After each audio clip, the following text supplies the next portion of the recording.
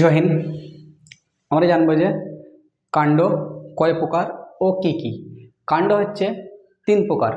তাহলে প্রথমে আসে এরিয়াল স্টিম, 2 নম্বরে আসে সাবেরিয়াল স্টিম, 3 নম্বরে আসে আন্ডারগ্রাউন্ড স্টিম। আমি স্টিমটা লিখিনি।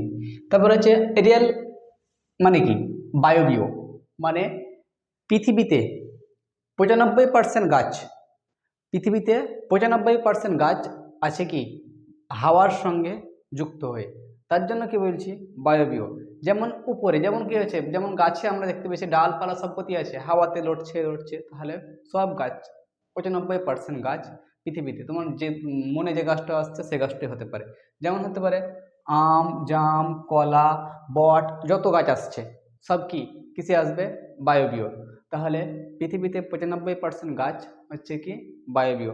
সেখানে কলা গাছ হতে পারে, আম গাছ হতে পারে, জাম গাছ হতে পারে, নিম গাছ হতে পারে, বট গাছ হতে পারে, সবই কিসে আসবে, বায়বীয়।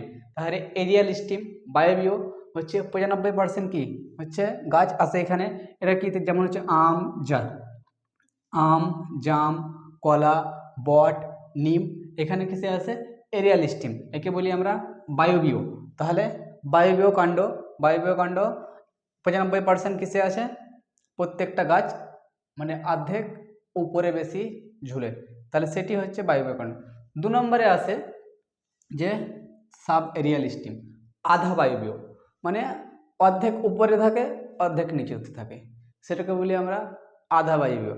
যেমন হচ্ছে আমরা যেমন হচ্ছে কাণ্ড অর্ধেক উপরে অর্ধেক, কিছু কিছু গাছ যেমন হচ্ছে ঘাস, এক প্রকার ঘাস, আমরা মাঠ যে আমরা ঘাস দেখতে পেয়ে, তো ঘাস কি থেকে কিছু কিছু ঘাস কেটে নিয়ে আসি, তখন এখানে যেমন হচ্ছে ঘাস, এগুলো হচ্ছে ঘাস, ঘাসগুলো কাটিয়ে দেবে এখানে, কাটা পর কেটে নিয়ে যখন তারপরে কিছু অংশ থাকে আবার ওখান থেকে বার হয়।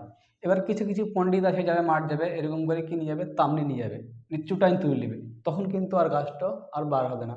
তার জন্য কি বলছে আধা বায়বীয়, মানে অর্ধেক ভিতরে থাকে আর অর্ধেক উপরে, মানে তার জন্য কি বলছে ওকে আধা বায়বীয়।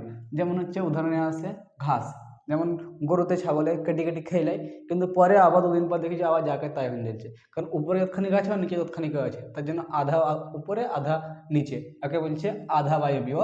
তাহলে সাব এরিয়াল বা সেমি এরিয়াল কি বলছে ওকে আধা বায়বীয়। তারপরে আসে এবার আন্ডারগ্রাউন্ড বা ভূমিগত কাণ্ড। যেমন কিছু কিছু আমরা কাণ্ড খাই, আমরা জানতে পারি না কিসের কাণ্ড, তাহলে ভূমিগত কাণ্ড শুধু মাটির ভিতরে শুধু খালি আছে বলে শুধু খালি যে ফল হবে এর উপর মানে নয়, মাটির ভিতরে আছে মানে ওর কাণ্ডও হতে পারে।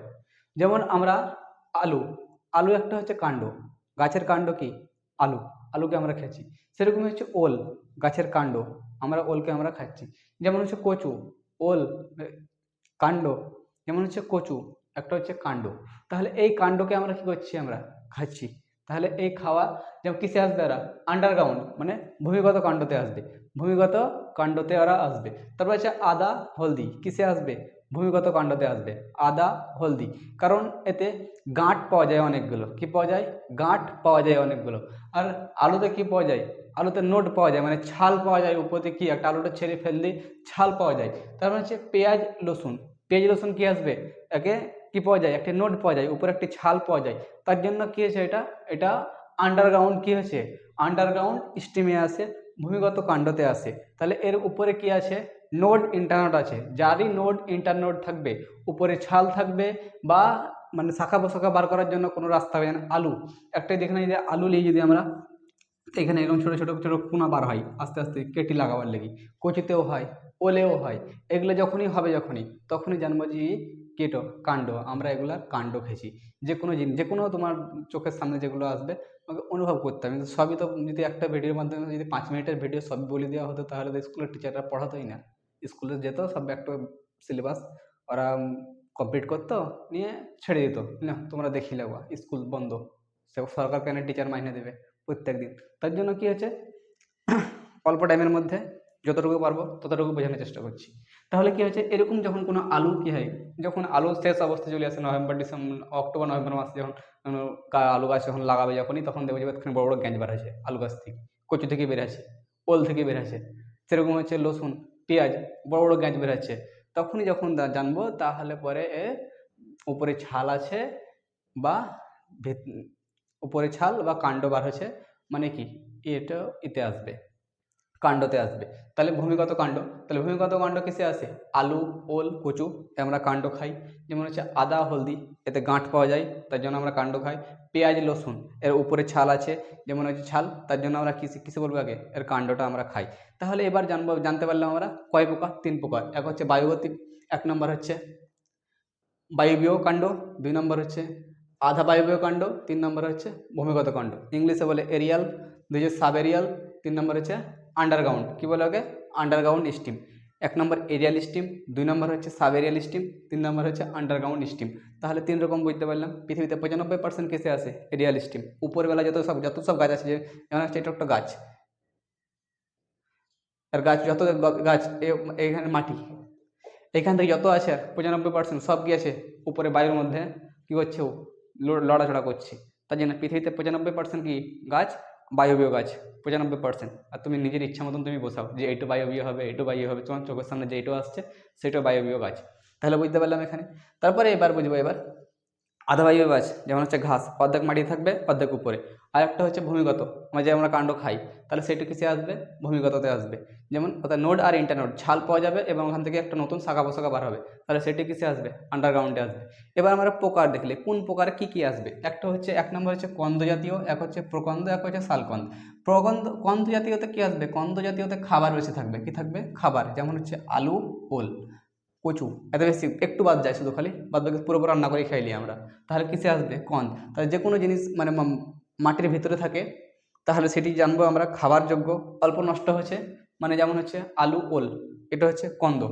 কচু লিখতে পারো, কচু, আলু, কচু। এবার এগুলো তুমি নিজের ইচ্ছা মতন তুমি যতগুলো তোমার মনে হয় তুমি বসাও। তারপর হচ্ছে প্রকাণ্ড, যেমন হচ্ছে গাঁট। গাঁট কিসে কিসে আছে? একটা হচ্ছে আদা আছে, হলদি আছে। আদা, হলদি, তাহলে এটা কিসে আসবে? প্রকাণ্ড জাতীয়। প্রকাণ্ড জাতীয় ফসলে আসবে, প্রকাণ্ড জাতীয় কাণ্ডতে আসবে, প্রকাণ্ড জাতীয় কাণ্ডতে আসবে। 3 নম্বর হচ্ছে শালকন্দ। শালকন্দ জাতীয় যদি বলে সবজির নাম বলো, শালকন্দ জাতীয় সবজি হচ্ছে যাতে জল বেশি থাকবে। কি থাকবে? জল। যেমন হচ্ছে রসুন বা পেঁয়াজ। আমরা যখন রসুন বাটি, যদি এমনি রসুন বাটি, যখন থপ থপ করে সিলটিতে নোড়াতে মিক্সারে, তখন কি হয়? পুরোটা জল বার হয়ে যায়। তাহলে যেরকম জল বার হয়ে যাবে, যখন নোড ইন্টারনোড থাকবে, সেটা কিসে আসবে? শালকন্দ। তাহলে রসুন, পেঁয়াজ শালকন্দ জাতীয়।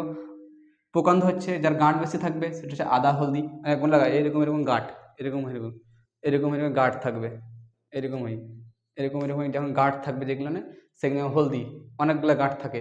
এই গাঁট থাকার কারণে কি হয়েছে? এটা হচ্ছে প্রকাণ্ড জাতীয়, হচ্ছে আদা, হলদি। যেমন কচু, খাবাতে খাবার, আলু, এটা আলু, ওপরটা ছিলে বাদ দিন দেবো, এখন ছিলে বাদ দিলাম, এখানে খেয়ে নেবা। তাহলে কচু, ওল, এসব কি? এটা হচ্ছে কন্দ জাতীয়। তাহলে বুঝতে পারলাম কন্দ জাতীয়, প্রকন্দ জাতীয় আর শালকন্দ জাতীয়।